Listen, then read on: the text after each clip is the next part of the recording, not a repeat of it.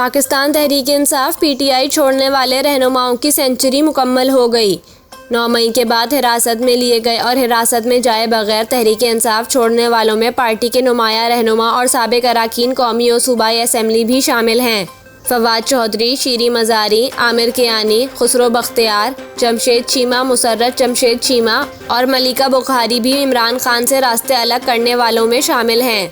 पाकिस्तान तहरीक-ए-इंसाफ को छोड़ने का सिलसिला अब भी जारी है। गुज़िश्ता रोज़ खानेवाल से साबिक एमपीए इमरान परवेज़ ने भी पीटीआई छोड़ दी और सियासत से भी ब्रेक लेने का ऐलान कर दिया।